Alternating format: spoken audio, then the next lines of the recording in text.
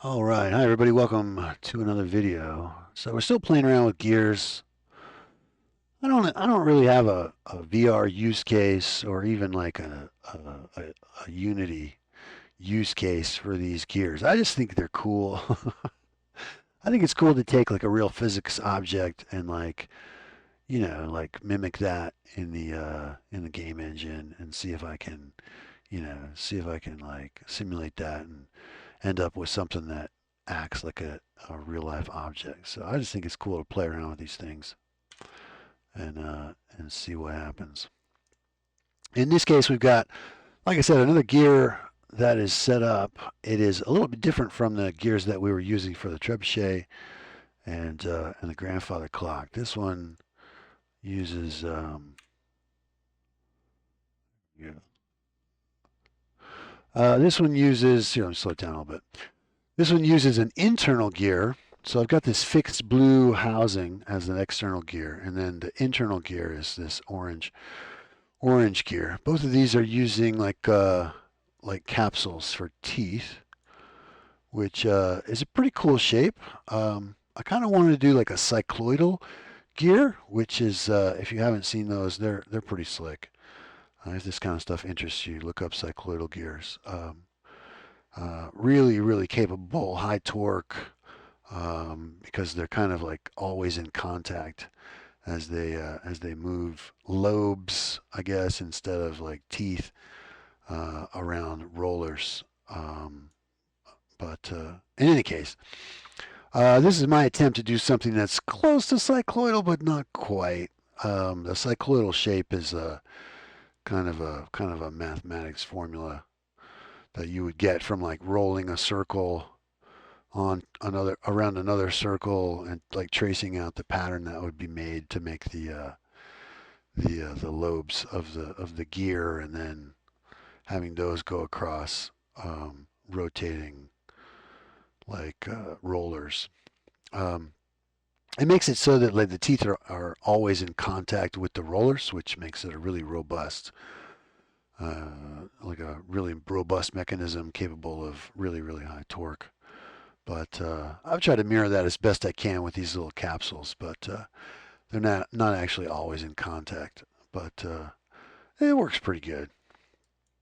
It would be a real bitch to try to do a cycloidal shape as a as a collider mesh. I don't think that's gonna really fly. But anyway, moving on. Okay, so in this arrangement we've got okay, like I said, we've got this internal gear. It's connected.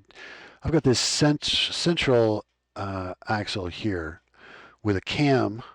So the cam is here, and essentially there's two axles, right? You've got the primary axle, and then the cam creates this secondary offset axle, right? And then I've got a bearing around the secondary axle, and then the orange gear attaches to the bearing. The bearing makes it so that the orange gear doesn't have to rotate just because the primary and secondary axles are rotating.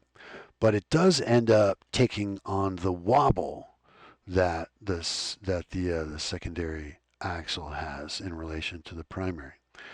So the whole orange gear ends up having this like this wonky movement to it, this wobble to it.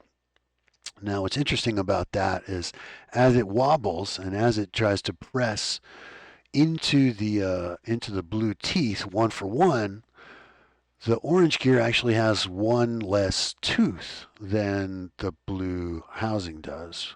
So the blue housing has 56, the orange gear has 55. And so as it tries to press in one for one, it ends up having to progress like one tooth worth of rotation every single time the primary axle spins, rotates one time. And so because there are 56 teeth on the inner gear, you end up with a 55 to 1 mechanical advantage here, like a 55 to 1 ratio. Every 55 times the primary axle turns, the orange gear turns a single time. So that allows you to drive just a tremendous amount of torque through this thing. So in fact, this white ball that's been kind of orbiting the whole time is 1,000 pounds.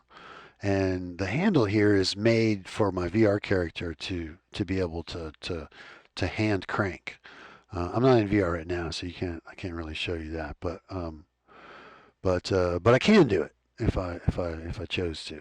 I'm in the editor today, so I didn't bother. But this is hand crankable, and it's a slow process, but you are able to lift 1,000 pounds by cranking this thing by hand in VR, which is kind of slick that you can take like essentially a single internal gear like that and be able to manipulate such a heavy object with just like it's not like this really complex compound multi-part setup. It's just like this one internal gear.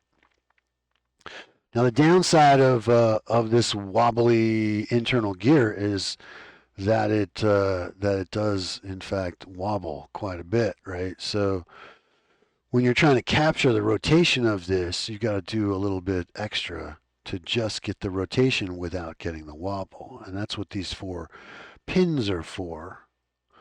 That you may have noticed. I've got these 4 pins set up that are going through quote unquote holes in the gear, and they're attached to this plate in the back.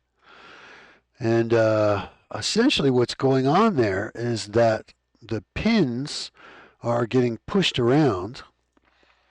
They're getting pushed, but there's enough play in the size of the holes, or in this case, since some of you have probably already recognized that these aren't true holes, these are instead actually just linear limit joints that are set up to be the same size as what the holes would be.